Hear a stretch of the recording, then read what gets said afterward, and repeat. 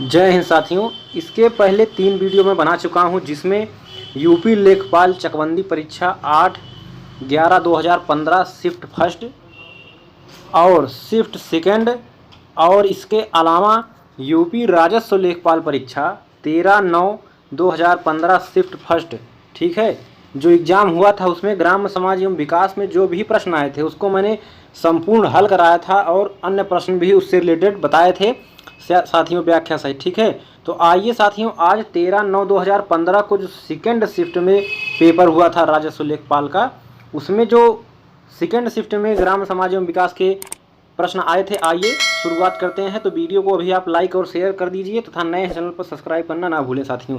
तो साथियों, राजस्व लेखपाल 13/9/2015 को शिफ्ट फर्स्ट का 105 प्रश्न तक हो गया था और यहाँ से आपका चालू हो जाएगा 13/9/2015 सेकेंड शिफ्ट में जो प्रश्न आए थे ग्राम समाज एवं विकास में।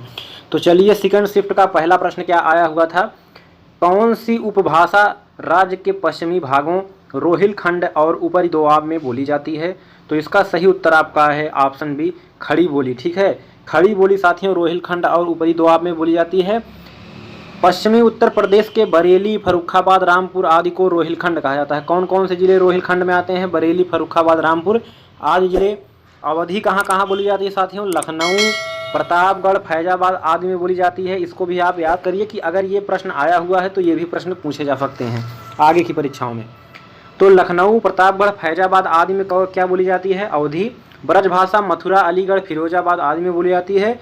बुंदेलखंडी आपकी झांसी, ग्वालियर, जालौन आदि में बोली जाती है। आदि जिले जो हैं उत्तर प्रदेश के, वहाँ पर बोली जाती है। चलिए अगला प्रश्न देखते हैं। तहसील स्तर पर सरकारी निकायों को क्या कहा जाता है? तो तहसील स्तर पर सरकारी निकायों को पंचायत समिति कहा जाता है। ग्राम स्तर पर ग्राम सभा और जो है जिला स्तर पर जिला पंचायत। ठीक है, चलिए अगला प्रश्न देखते हैं। 2011 की जनगणना के अनुसार उत्तर प्रदेश का सबसे अधिक जनसंख्या वाला शहर क्या है साथियों? तो सबसे ज़्यादा जनसंख्या किसकी है? प्रयागराज की है। तो लेकिन यहाँ पर प्रयागराज नहीं है तो हम ऑप्शन बी मारेंगे, बी, लखनऊ। ठीक है, तो चलिए इसको डिटेल में देखते हैं, आगे बढ़ते हैं। कौन कौन से जो उत्तर प्रदेश के ज़िले हैं, सबसे ज़्यादा जनसंख्या कहाँ पर है? सबसे ज़्यादा जनसंख्या इलाहाबाद प्रयागराज की है, 59,54,391। ये 2011 की जनगणना के अनुसार है। फिर आपका मुरादाबाद आता है और फिर गाज़ियाबाद आता है, यानी कि पहले पर इलाहाबाद, दूसरे पर मुरादाबाद, तीसरे पर गाज़ियाबाद, चौथे पर आजमगढ़ भी है आपका। इसके बाद लखनऊ का नंबर आता है, लेकिन ऑप्शन में ये अन्य ज़िले नहीं थे तो लखनऊ था, तो हमको लखनऊ मारना है। ठीक है, चलिए अगला प्रश्न देखते हैं। हाल ही में केंद्र सरकार को प्रस्तुत की गई श्री सी रंगराजन की रिपोर्ट के अनुसार कोई व्यक्ति जो ग्रामीण क्षेत्रों में ... से अधिक खर्च करता है उसे गरीब नहीं समझा जाएगा। तो साथियों इसका सही उत्तर हो जाएगा 32 रुपया। अगर साथियों कोई व्यक्ति जो गांव में रहता है अगर वो 32 रुपये से अधिक खर्च करता है तो उसको गरीब नहीं समझा जाएगा। और वहीं अगर शहर की बात करें, कोई व्यक्ति शहर में रहता है तो 47 रुपये से अधिक खर्च करने पर उसको गरीब नहीं समझा जाएगा। चलिए अगला प्रश्न देखते हैं, काफ़ी महत्वपूर्ण है ये और आगे परीक्षाओं में जरूर आएगा। उत्तर प्रदेश के निम्नलिखित शहरों में से किससे पीतल उत्पादों का अधिकतम निर्यात किया जाता है? तो इसका सही उत्तर साथियों आपका ऑप्शन हो जाएगा मुरादाबाद को क्या कहा जाता है? पीतल नगरी कहा जाता है। तो यहाँ पर सबसे ज़्यादा पीतल उत्पादन किया जाता है। मुरादाबाद में पीतल के उत्पाद, कलात्मक आभूषण और बोन ज्वेलरी, ये सब मुरादाबाद के लिए प्रसिद्ध हैं। और वहीं वाराणसी यानी बनारस में जो है रेशम, ऊनी हस्तशिल्प, लकड़ी के खिलौनों के लिए प्रसिद्ध है। क्या आपका? बनारस। कानपुर देहात, अगर चमड़ा उत्पादन, चमड़ा से रिलेटेड कोई भी प्रश्न आता है तो वहाँ आप कानपुर समझ लीजिए। कानपुर मशहूर है सॉफ्टवेयर के लिए भी और रसायन और हैंडलूम के लिए कानपुर मशहूर है।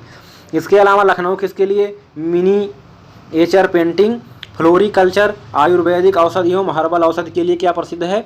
लखनऊ। अगला प्रश्न देखते हैं साथियों। उत्तर प्रदेश कितने जिलों में विभाजित है? तो साथियों इसका सही उत्तर आप जानते हैं 75 जिले और 18 मंडल उत्तर प्रदेश में हैं। चलिए अगला प्रश्न देखते हैं। अंबेडकर विशेष रोजगार योजना AVRY के अंतर्गत परियोजना की इकाई लागत ... से कम नहीं होनी चाहिए। तो इसका सही उत्तर साथियों 50,000। आइए देखते हैं डिटेल से इसको। अंबेडकर विशेष रोजगार योजना AVRY की शुरुआत 1991 में की गई थी। इस योजना का मुख्य उद्देश्य ग्रामीण क्षेत्रों में स्थानीय संसाधनों और आवश्यकताओं आदि को देखते हुए बहुआयामी योजनाओं का निर्माण, विस्तार कर स्थानीय स्तर पर सतत रोजगार के अवसर सृजित करना और ग्रामीणों के पलायन को रोकना। ठीक है, इस परियोजना की इकाई लागत 50,000 से कम नहीं होनी चाहिए। चलिए आगे बढ़ते हैं। तब तक वीडियो आप एक बार लाइक शेयर कर दीजिए और उम्मीद है आपको बेहतरीन जानकारी इस वीडियो से प्राप्त होगी। अगला प्रश्न है साथियों, सुल्तानपुर में सामाजिक वानिकी योजना की कुशल कार्य प्रणाली के लिए केंद्रीकृत डाटाबेस की समस्या का समाधान करने की पहल की है। तो इसका सही उत्तर आपका साथियों हो जाएगा डी, राष्ट्रीय सूचना केंद्र। राष्ट्रीय सूचना केंद्र, ठीक है। अगला चलिए, इसको क्या है, नेशनल इन्फो क्या है साथियों, नेशनल इन्फॉर्मेटिक्स सेंटर NIC ने सुल्तानपुर में सामाजिक वानिकी योजना की कुशल कार्य प्रणाली के लिए केंद्रीकृत डाटाबेस की समस्या का समाधान करने की शुरुआत की है। इसने NIC। अगला प्रश्न देखते हैं, उत्तर मध्य रेलवे का मुख्यालय कहाँ है? उत्तर और मध्य, उत्तर मध्य की बात कर रहा है तो साथियों इसका सही उत्तर हो जाएगा आपका इलाहाबाद। उत्तर मध्य रेलवे, ठीक है, तो इलाहाबाद इसका मुख्यालय हो जाएगा। और पूर्वोत्तर रेलवे का, अगर पूर्वोत्तर रेलवे का मुख्यालय पूछे तो गोरखपुर है। अगला प्रश्न है, भारत में स्थित किस शहर को विश्व का सबसे पुराना शहर माना जाता है? तो सबसे पुराना शहर साथियों कौन सा है? वाराणसी, ठीक है, लगभग 5000 वर्ष पूर्व साथियों, ठीक है, पुराना शहर है, 5000 वर्ष पुराना शहर है ये। इसको भारत की आध्यात्मिक राजधानी भी कहा जाता है, किसको? वाराणसी को। अगला प्रश्न है, चमड़े की वस्तुओं के लिए प्रसिद्ध जिले कौन कौन से हैं? तो चमड़े की वस्तुओं के लिए जिले प्रसिद्ध हैं, और मैंने ऊपर अभी बताया कानपुर, तो जहाँ पर कानपुर होगा उसको हम पकड़ेंगे। तो चमड़े की वस्तुओं के लिए आपका ऑप्शन ये सही है, आगरा और कानपुर, ठीक है। आगरा और कानपुर जो है प्रसिद्ध है। प्रदेश में चमड़ा उद्योग का मुख्य केंद्र कौन है? कानपुर है। अगला है, इंदिरा आवास योजना IAY जो एक केंद्र समर्थित योजना है का राज्य सरकार के साथ लागत सहभाजन का अनुपात क्या है? लागत सहभाजन मतलब क्या होता है साथियों कि कितना % केंद्र सरकार देगी और कितना राज्य सरकार।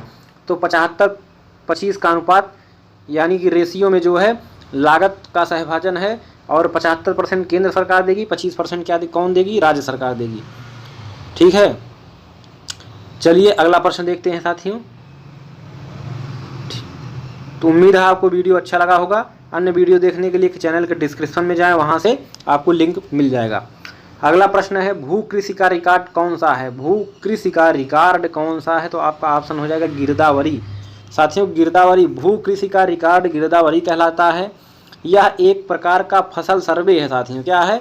यह एक प्रकार का फसल सर्वे है जो साल में 2 बार होता है, ठीक है, 2 बार, एक रबी और एक खरीफ, दोनों फसलों के समय होता है। और लेखपाल आपका जो है गांव-गांव में जाता है तथा लोगों के खेतों में चेक करता है कि कौन सी फसल बोई गई, क्या काटी गई, कितनी उपज हुई, इन सब चीज़ों का डिटेल वो लेकर जाता है और अपने रिकॉर्ड में दर्ज करता है। खतौनी क्या होता है साथियों?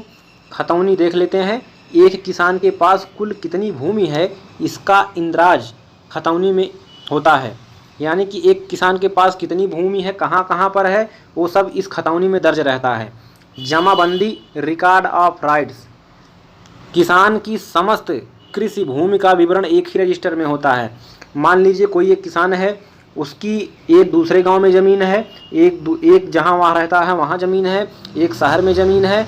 तो जो साथियों जमाबंदी होगा, रिकॉर्ड ऑफ राइट्स, उसमें एक व्यक्ति के कहाँ कहाँ ज़मीन है, इन सब का जो है रिकॉर्ड वहाँ जमा होता है, यही जमाबंदी होता है।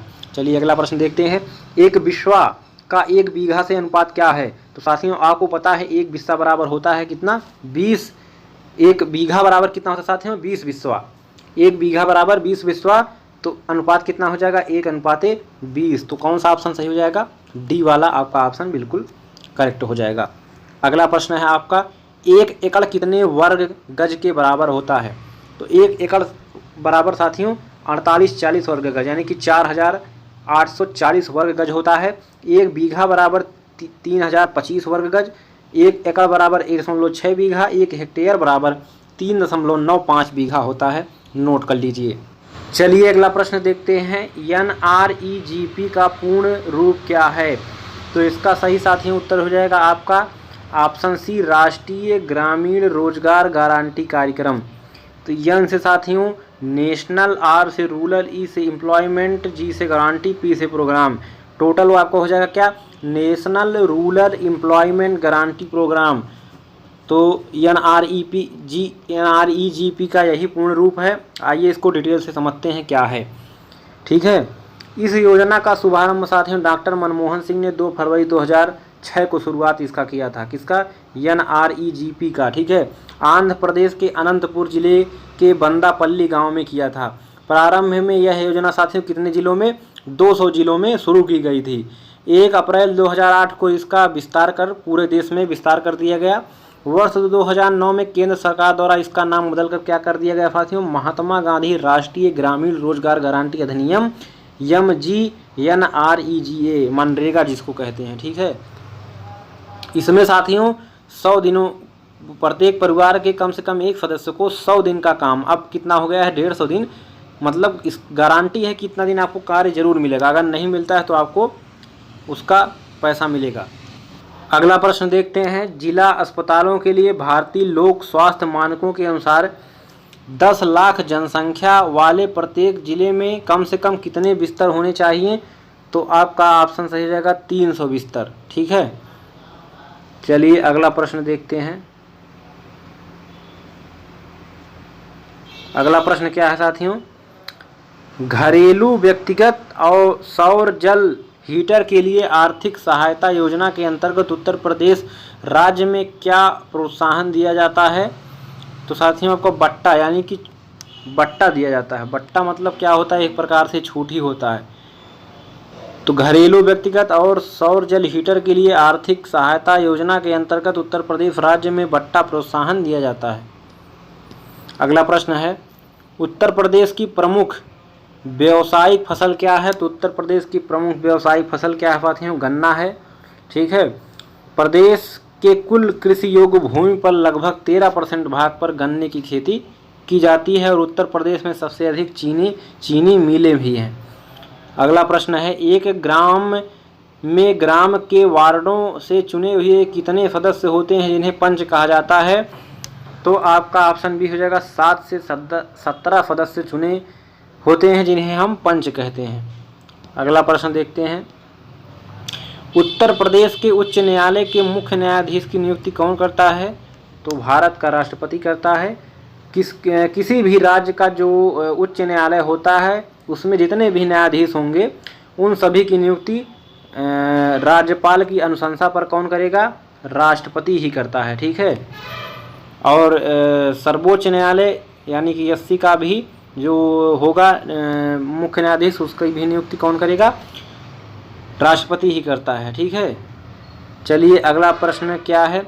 उत्तर प्रदेश में एक वर्ष में न्यूनतम कितनी ग्राम सभा की बैठक मीटिंग होनी चाहिए? तो आपका सही उत्तर हो जाएगा ऑप्शन डी 2, यानी कि कम से कम एक साल में, यानी कि 6 महीने में एक बैठक, यानी कि साल भर में 2 बैठक जरूर ही होनी चाहिए। अगला प्रश्न है आपका, एक व्यक्ति के लिए पंचायत का सदस्य बनने की न्यूनतम आयु कितनी होनी चाहिए? तो आपका पंचायत सदस्य बनने के लिए 21 वर्ष न्यूनतम आयु, ऑप्शन बी बिल्कुल सही आंसर हो जाना चाहिए। और मत देने का अधिकार 18 वर्ष होना चाहिए। अगला प्रश्न है, मध्याह्न भोजन कार्यक्रम के अंतर्गत विद्यालय स्तर पर बच्चों के न्यून भार की प्रतिशतता का आकलन किस आवृत्ति पर किया जाना चाहिए? तो अर्धवार्षिक। ठीक है, अर्धवार्षिक यानी 6 महीने पर। ठीक है, चलिए डिटेल से देख लेते हैं। मध्याह्न भोजन कार्यक्रम के अंतर्गत विद्यालय स्तर पर बच्चों की न्यून भार की प्रतिशतता का आकलन अर्धवार्षिक 6 माह पर होती है। यह योजना 15 अगस्त 1995 में शुरू की गई तथा इसे 1997-98 में देश के समस्त ब्लॉकों में लागू कर दिया गया। इस योजना में केंद्र और राज्यों का क्रमशः कुल अनुदान का अनुपात 75:25 है, यानी कि 75% केंद्र सरकार और 25% राज्य सरकार देती है। और 15 अगस्त 1995 को मिड डे मील योजना प्रारंभ किया गया, इसी को मिड डे मील भी कहा जाता है। अगला प्रश्न है, MGNREGA मनरेगा के अंतर्गत सामग्री संगठक